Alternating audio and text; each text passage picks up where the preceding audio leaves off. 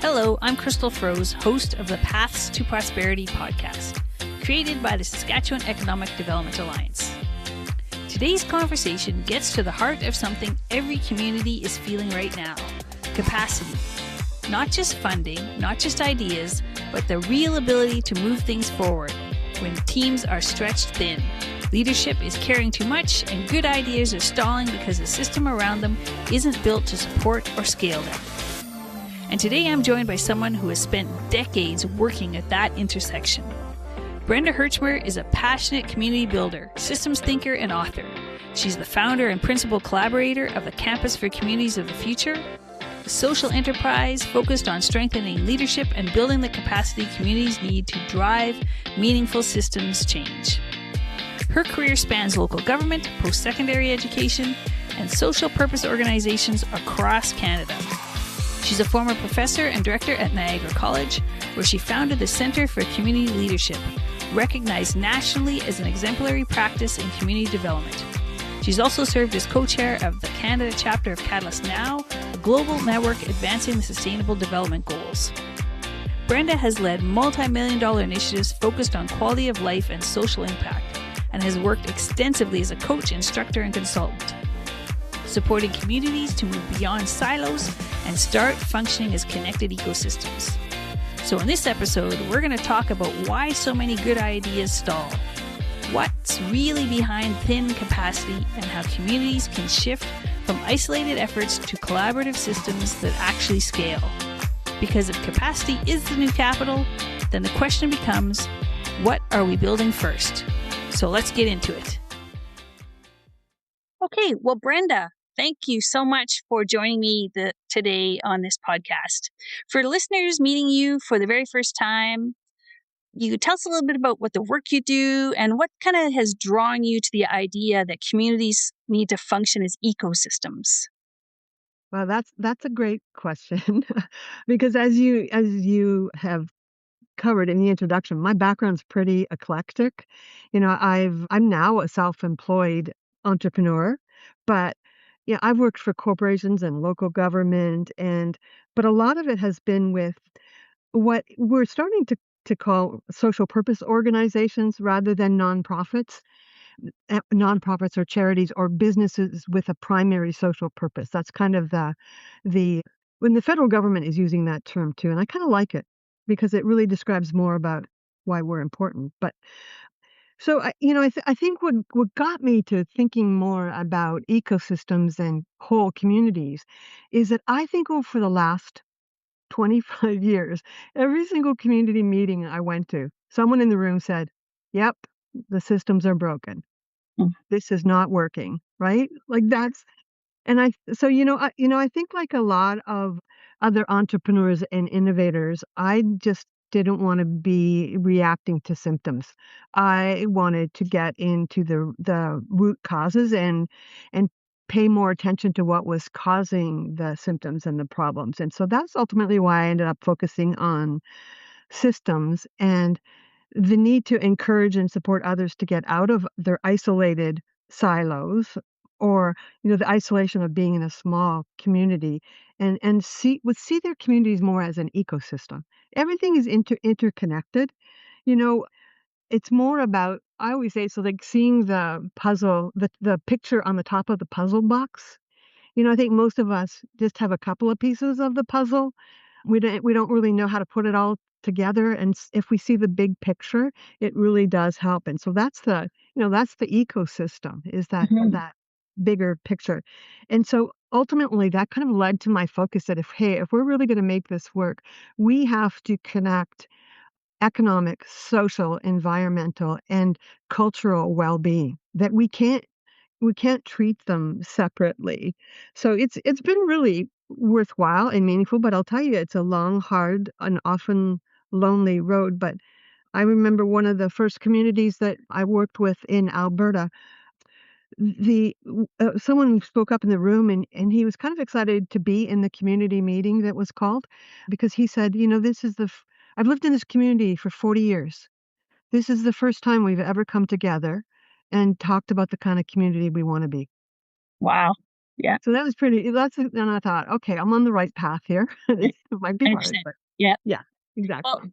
and Exactly. we're all kind of obviously organizations, government across the board. We're all in the moment right now where we're struggling with tight budgets and the rising of expectations and that. So, why do you think that makes capacity even more important than ever? Well, in the work that we're doing, the solutions that came forward were the result of observing what was working, not necessarily looking at the needs, which is quite often what we do. And we really saw ultimately that there was a need for leadership capacity, organizational capacity, and the overall community capacity. But the most important of those, that was leadership capacity. And it was, in fact, the only common denominator that we saw of communities that were doing well. It was that local leadership. And, I think that, you know, it's really important right now because the challenges are so complicated and complex and all interrelated. It's like we're living in this world where it's change on steroids. It's kind of like we've got our foot cemented to the accelerator. It's not going to change either. So that speed of change and the complexity, it really needs a different kind of leadership, and that really is about systems leadership. That's really what we're seeing is missing. And if you do you want me to talk about what surfaced as a result of that? Yeah, absolutely. Yeah. Okay, because I think when we first started doing this work, we were kind of looking for an assessment that would help us determine the kind of leadership that was required for systems collaboration. We couldn't even find an assessment tool, Hmm. because most of them were more corporate oriented. And so this is actually it started when I was teaching at Niagara College. And so we every meeting we ever had there, and then when I moved to Alberta, we asked people, what do you see in a leader that you want more of, or what is missing, or what is it you're doing that you think is working? And so we just gathered all of that raw data, and it's really not it's warm data. It's not hard cold data. Hmm. It's a lot of it is intuitive, I think, more than anything. And then we just kind of organize them into 8 different competencies. And so that's the kind of leadership that we've been focused on facilitating and supporting and coaching. And so that I don't think this is really going to be a surprise. And we find this always resonates, that the competencies are things like how to mobilize collaborative approaches, how to utilize strategic foresight. Looking into the future. There's a whole field of futurists out there that we don't often pay a lot of attention to. Promoting systems work, serving as a catalyst for change. And I really found this one was so important. But people who live in communities, they're talking about the need for us to promote citizen responsibility, to engage them. They get the fact that, I think my generation, I think we taught our kids that they have rights. That they have rights. I don't think we did as good a job as teaching them that with those rights come responsibilities. So, that is a competency unto itself. Advocating for balanced development between economic and community development, that's one of the competencies. And, the last one, I think this is especially important for social profits and social purpose organizations, is to be able to employ entrepreneurial approaches, so that it's not just about government funds, or philanthropic donations. It's also about, well, how can we generate revenue with the strengths and the assets that we have? Hmm. So I think all of that collectively kind of came to leadership capacity for change. Hmm. That and it was really interesting. One of the first things I learned about change, I met this futurist, and who's based in North Carolina. And in one of our first meetings, he said to me, "Brenda, you do realize that there's two kinds of change." And I I didn't. So he said he went on to say that where we're really most focused in terms of leadership is change that reforms. So change that makes what we're currently doing more efficient and more effective. And he said that's what, it's kind of, I think that's really what we've been trained to do. But what he said is that the systems aren't working because the system isn't its fault. The system has been designed to do things more efficiently and more effectively. So you think about the industrial era, it was all about efficiency and effectiveness, but that's not working anymore. So what he talked to me about was the importance of systems change. And that is different, and I think because we're still kind of stuck in this change that reforms, often there's a tendency to dismiss, indigenous learnings, which are quite different, but so relevant now, and the importance of community-led development because we kind of professionalized everything. And so it's like we have to really think about a systems leadership and get away from that top-down leadership that's kind of been embedded in us and get to more transformative kind of innovation. And that's quite different. It's a different set of competencies. It's these all the combination of all of these different competencies. So yeah, Well, that's the leadership piece that surfaced. yeah, that's really interesting. And I think that's still it's very relevant to, talking about capacity, in rural and our Yeah. small urban communities, the thin capacity, you know, the day-to-day decision making or delivery. Can you share a story where you can kind of see, that a good idea couldn't scale up because of the human system wasn't built to carry it because of capacity? Well, I think it's everywhere. I do. Stories are everywhere. Yeah. Yeah, like I don't know how, and the statistics show that we're declining in terms of productivity as a country. We're declining in terms of innovation. And I think it's really because of the leadership that we've been conditioned to embrace. It's more about, like what I just talked about, those competencies. Those are competencies for working outside of your organization. Like how do you connect with others and collaborate and work together to transform and innovate? And I think what we've really done is focused more. I mean, we were trained to focus on the internal capacity. So it's internal leadership versus external leadership, Mhm. different sets of competencies, different kind of capacity. And we need to do more because that's why we can't scale because the system isn't built for scaling. It's not built for transformation. It's built for change that reforms. So Yeah. it has been a challenge for sure. And and I think we're seeing too within our leadership areas, that we're having turnover and maybe struggles with overlapping and unclear authority. You know, people are kind of stuck in that area. Even if you are a leader right now who has that entrepreneurial outtake, you're doing 3, 4 different things, three to four different areas, particularly if you're in a small urban community or a rural community.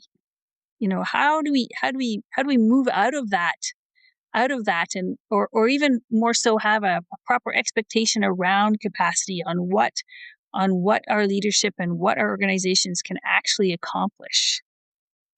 Yeah, I think it is like I think you're probably alluding to the thin capacity that is out there and the reluctance to even try to change because we're all stretched so thin. But I think it's just really important to understand that we have to do things differently, and when I talk about the external competencies that are needed to work more collaboratively, not everyone has to be that person. It's a different set of competencies. And I'll tell you, I think that it is often about the way people think. We are wired differently. I think the world is kind of controlled right now by very, very linear thinkers, more left brain thinkers. And I think we have to understand that we absolutely need them and they're really important, but we have to also pay more attention to the right brain thinkers, the big picture thinkers. I know I was once called a positive deviant, and it Mhm. first I was kind of a little insulted, but then I thought, oh, maybe that's a good thing, like entrepreneurs or the lateral thinkers are often dismissed, and I think if we don't do anything else, like let's just be receptive to Mhm. someone who is in the minority. I mean, I even think the way we make decisions is on the basis of democracy. And I think that is a challenge because we've been conditioned to do that and because it's the people on the fringe a lot of times. The positive deviants that we need right now. So let's invite them in and make sure that we're listening. You know, I found in the work that we did in communities, the it's really hard for those who have formal titles as a leader to make change these days. There's red tape, there's elected officials that you report to. The most impactful leaders we saw in the work that we did with over 16 different communities came from the people, the residents who cared about their community, people who lived there. Mhm. They weren't necessarily attached to any organizations. They just got stuff done. Yeah. And they were able to get things done too because there was a real consensus for what the community wanted to do and what was important. And so they all came together and just got things done. So, And a real strong sense of collaboration. Well, yeah, in our upcoming May blog, we're talking about leadership with Saskatchewan being Saskatchewan's hidden infrastructure. And what are some of the warnings when like key leaders are leaving work? I just wanted to know in your expertise, like what does distributed leadership look like in practice? I think it's really critical right now, especially because what is so clear that I don't care how good anyone is or how good any organization is, you can't do it by yourself anymore. You know? So so distributed leadership is really about sharing that power and that leadership. And it is often informal leadership, you know? I think we just gotta embrace the idea that distributed leadership doesn't require a formal title. It's really how you behave. And I think, because we think leadership is about a title, we've kind of dismissed people. Like the impactful leaders I saw, were people who didn't have a formal title, a lot of women who got things done, a lot of young people, a lot of indigenous peoples. So I think that part is really important. But I think it's it's very much needs to be about distributed leadership because that increases engagement and ownership Mhm. among those who live in a community, especially if they're involved at the beginning. So it empowers them just to be involved in those decisions. They own it, and that's why they get things done. Mhm. They come with different experiences, and different resources, different assets, and that's also why it's more innovative because I think innovation is social. Mhm. That's really what we saw, and I think, you look at their diverse experiences, the different assets and resources, the contacts, the networks that they have. When you bring that all together, like, that amplifies the efforts, and I think it also leads to less burnout.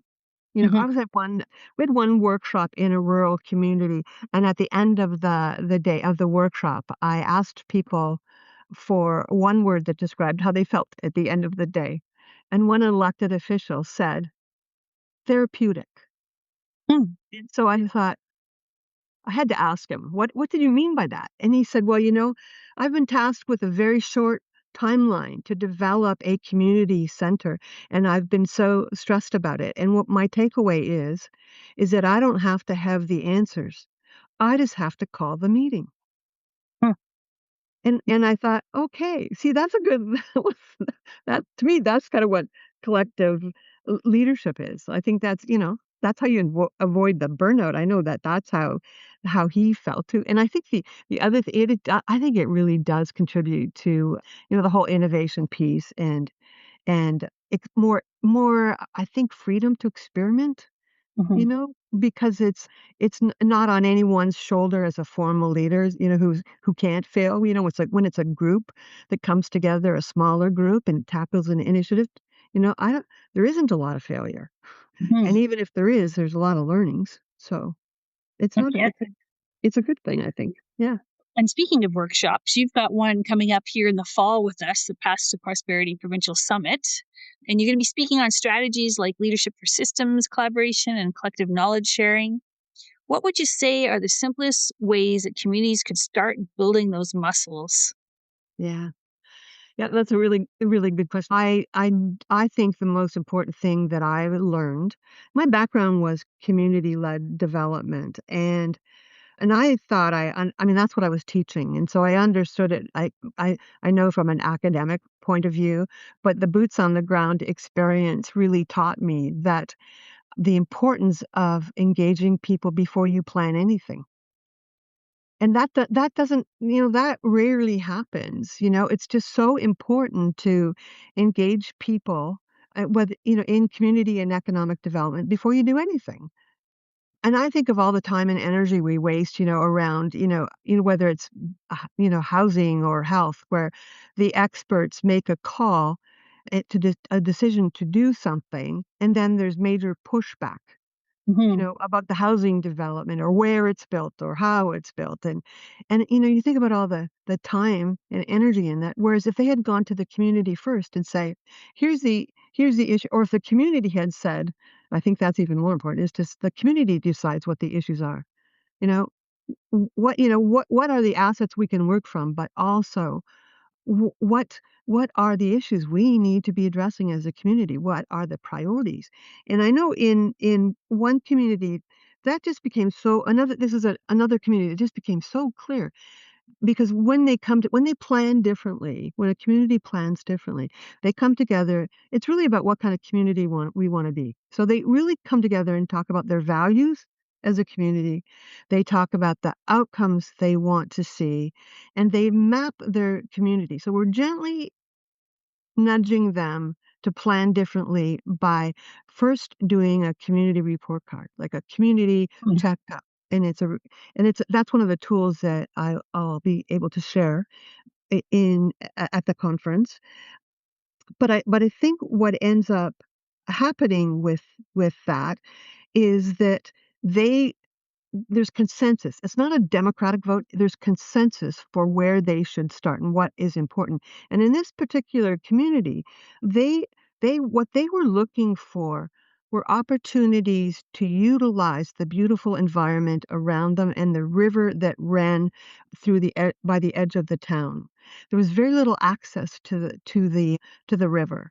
And this beautiful environment was they felt that was so important, but also important as a tourism opportunity. Hmm. And the second thing that they were looking for were family-oriented activities because there was a lot of young families and they just felt that was missing. And within 6 months, the town council there said they kind of looked at one another because they were at the meeting and said, We're not doing much of that at all." And within 6 months, they had prioritized those 2 things. So it's a different kind of planning. It's Hmm.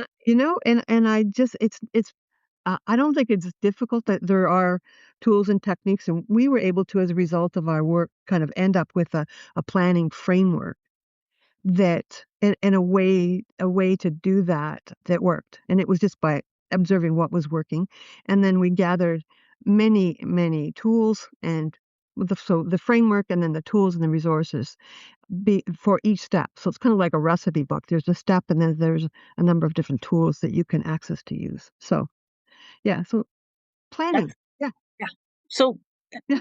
that's wonderful. And I'm just wondering, if we have someone listening here today who's in a small community and they're just their capacity is so stretched and their systems are really to have turned into heroics. What would you say that could be like one way for them to shift from that heroics into a sustainable delivery? Yeah, I think the most important thing is having someone responsible for calling the meetings. And you know who those people are. There's probably 1 or 2 people in your community already who are influencers who can call a meeting and people will show up. Hmm. I think that piece because even in my own community, I've asked Well, it's Niagara, so there's 12 communities. But I've been asking politicians for a while about about how are we doing and what, just so we could get to what needs to be done. And my own mayor, he said, I wish you had asked me about economic development. He said, I could tell you exactly how we're doing. Quality of life, he said, I haven't got a clue. Hmm. So that it's the systems catalyst. So this one person who's the influencer who can call a meeting and people will show up, they're the neutral systems catalyst who brings people together from economic and the community, the social side, brings them together. And that's because that we don't it's not anybody's job right now. And even when I challenge a politician on that and say, well, whose job is it? The typical answer is it's everybody's job Mhm. to call that meeting and bring everyone together. But you know what? When it's everybody's responsibility, it's nobody's responsibility. That's what we learned. And it doesn't get done. So if there's a way to kind of to cull together that kind of a small cohort of of influencers, of systems catalysts, change agents, there's a lot of different names for them. Some of the foundations are calling them systems orchestrators. We're doing a certification process now and hope to develop more of those skills within individuals. I think systems catalyst is a whole new discipline that doesn't Mhm. currently exist. And I think we're also trying to get that into all the colleges and universities because we need young people. They already get this. They don't understand our sectors in silos. They Yeah, and they don't care about our sectors and silos. They just want us to get things done. So I think that piece is important. yeah, 100%. And so we're going to talk a little bit about like what high capacity in Saskatchewan could actually look like. We have various levels of government that are they built for control, not collaboration? And are we as a result just experiencing the failures and or just friction and where should Saskatchewan adapt our governance first to sort of address this so we can begin to build high capacity? Yeah. Well, I think it is about elected officials being able to make informed decisions. So a lot of that is about what we've just talked about in terms of listening to the people you serve and gathering information. And it's much simpler now with technology to be able to do that because you can do it online. You don't have to worry about getting to a meeting or finding someone to take care of your kids so you can free up some time. So I think that's important. But it is ultimately about collaboration. It has to be about collaboration. But I think there's also some trends and kind of early signals that we're seeing emerging that I think would speak to what a successful Saskatchewan would look like. I think you're ahead of the pack right now. The fact that you're having this discussion is really unusual, but I think it's such a positive indicator. But one of the movements that we're starting to see is the whole concept of community wealth building and the regenerative economy and really what that means. It's directing wealth to stay in the community. And I think that's what's really essential for a lot of smaller communities. It's interesting because the majority of the resources in Canada, the natural resources that we and the world need, are in rural communities, and yet we don't take care of our rural communities. They're kind of an afterthought. I've never really understood that part of it, but so it is more about placing the ownership and the control and the benefits in the hand of local businesses. So, like that means more things like local ownership and co-ops, employee-owned businesses, and and local control over the assets that exist within the footprint of that community. So that's one thing. That community wealth building that would, Mm. to me, it really flag that that we're being successful here in Saskatchewan because we get that part of it. I think the other thing that is missing, and we talked about this a little bit, but this needs capacity. It needs leadership, organizational, and community capacity. And what we're seeing, and I think our federal government is starting to, they're using the term intermediaries. And I think that's what a lot of my work has been about being an intermediary that is, it's kind of an in between the organizations. So it's about supporting the local leadership and, the capacity building and sharing information about what we should be paying attention to and making sure that you have trained and capable systems catalysts who can call the meeting and help with that part of it. So it really, I mean, the intermediates need to be those who know how to bring together local residents, businesses, social purpose organizations, and government. You know, it those are really, we don't even talk about local residents or citizens as a fourth sector. They need to be part of that process too, but they may need support to do it because it's new and it's a different way of doing things. And I think, in terms of economic development as well, I think there needs to be, and what would, to me, flags and indicates success is more of a transformation in the market. So it's not just helping one business or attracting a new business to your community. It's more about shifting in the rules, the habits, the support that we provide for businesses in general. We're finding that the small and medium-sized entrepreneurs are some of the most resourceful and innovative we've seen, but they are not being supported and they're not getting funding. A lot of times the funding comes from their own pockets. And then it's difficult to scale because you've spent so much time and energy, to ensure you've got a great product or service, but it's difficult to scale it. So they're changing the market system, where Mm. your support is different. So, and I think, it's more fair, it's more local, the support, it's low carbon.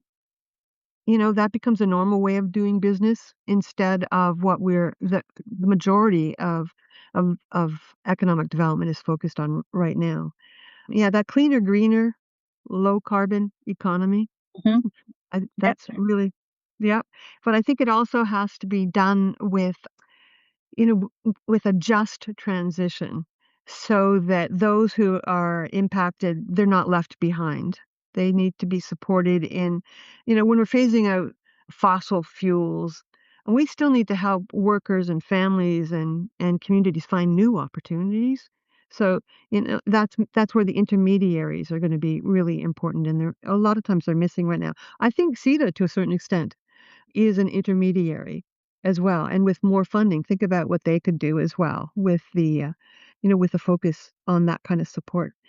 And I think I do think that we need more, multi-stakeholder place-based governance. Like I just think that we got to flip the paradigm and make this grassroots up because grass tops down, it hasn't isn't doesn't work in this era. We still need grass tops, but we need grassroots, and we need to be able to meet in the middle a lot of times. Move horizontally, move vertically, and sometimes even diagonally.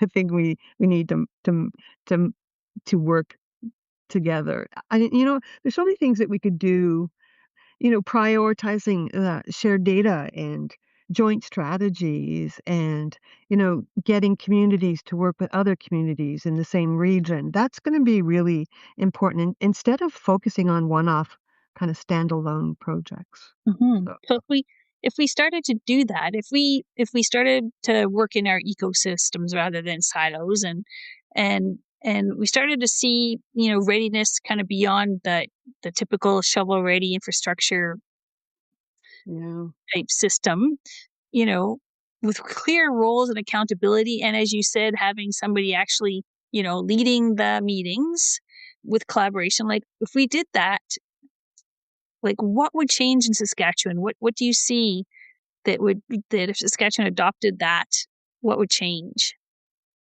Well, I I I'm pretty sure we see the values of the majority of people who live in Saskatchewan being met. So it is about a different kind of well-being that is balanced and focused on, you know, the social side, the environmental side, the cultural side, well as as the economic side. It's got to move away from being a monoculture. I think we would see more inclusion, Hmm. that, everyone feels values and has greater opportunities, more respect for diversity. And I think one of the big things that I see, when we start working with the community, we never really talk about their needs, because if we talk about their needs first, they figure that it's our responsibility to fix them. So it's more about having an asset-based mindset. What do we have that we can work from to address the values of our community? So that mindset, I think, and then, that all of that leads to more sustainability and more self-determination as a community. The things we talked about in terms of community wealth building. Hmm. Um, that's really what will I think that's really what will change.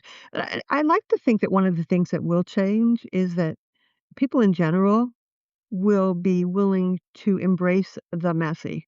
Like, Yeah. to really, because I think sometimes this is so much about change. I think we just kind of ignore it because it's tough and we don't really know how to do it. But I don't think our job, I think we were trained to think that our jobs as leaders is really to solve problems, and that doesn't work anymore. And we learned this the hard way, because whenever we put a group together, all they wanted to do was define a problem and solve it. And we don't have all the information that we need to make an informed decision. But I think the job of leaders these days is to design a process to make sure that every voice is heard, Yeah. because they're all important, right? And that's the planning piece. Yeah. Yeah, exactly. And it's interesting that you say about like the kind of change being tumultuous. I was at an event at 15 Wing that was a town hall that was led by Brigadier General Dennis O'Reilly. And he was speaking because, of course, they're going through ample change through the Department of Defense and through Canadian Air Force. And he talked about getting comfortable with being uncomfortable. Yes, and unlearning.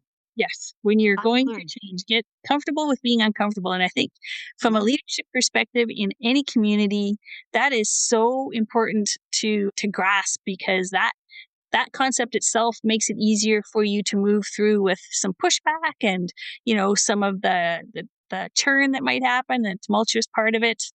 Yeah, that was great. That was a great little bit of Yeah. advice. It's kind of like, and I wish I could remember the name of the book, but the I oh, but what I heard from it was, got from this book, was that it's also about parking your ego and moving from egos to ecosystems to ecosystems. Oh yes, yeah, perfect. Because that's exactly your topic, is ecosystems. I had trouble getting that one out, but yeah, I think that was Yeah, important. Yeah, leaving your ego behind, which really speaks to what you said about collaboration and coming together laterally with your community and bringing the ideas and working together, understanding your capacity, but that you don't have to solely do it yourself. The vision should be from those within the community, within urban, rural organizations, nonprofits. All of those fall under that category for sure. I think a lot of times I heard this from a futurist, who said you can't be a futurist unless you're willing to be receptive to something that you don't have a bucket to put in. Hmm. And I thought that was really interesting too, because I think none of us really like change, because it is messy and it is chaotic, but and we'll often resist it. But I remind myself every time that I think, oh, yeah, no, I don't want, like, I'm like, I don't get that. Yeah, I don't think that's going to work. But then you kind of go, okay, well, tell me more. And you'll end up finding a piece of this puzzle that makes a lot of sense that you had never thought about before. So Being I think that, curious.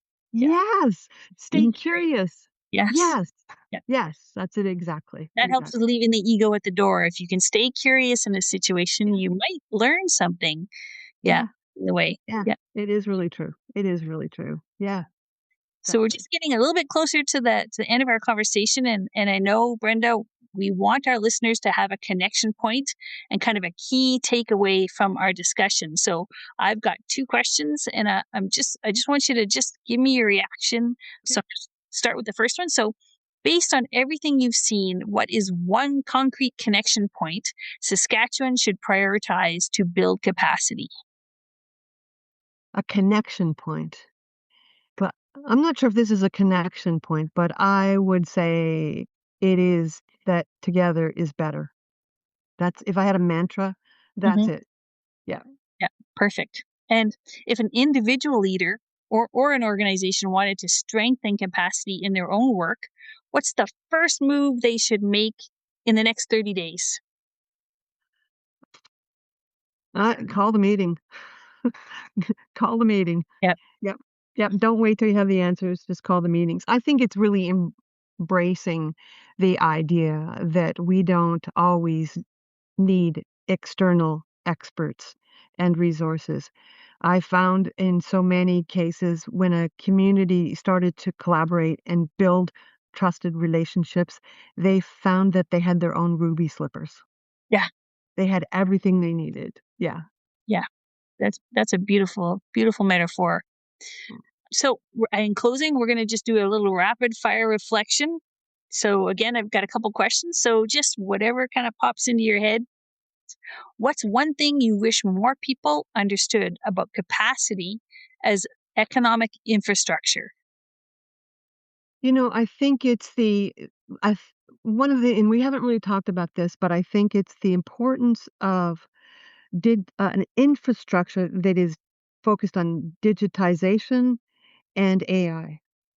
Mm, I think it's also really important. It's important for people who live in a community to talk to one another, and then the communities to share and transfer their knowledge. But and I think we resist a lot of time, especially we resisted a lot of time, especially in rural communities, because it has been hard.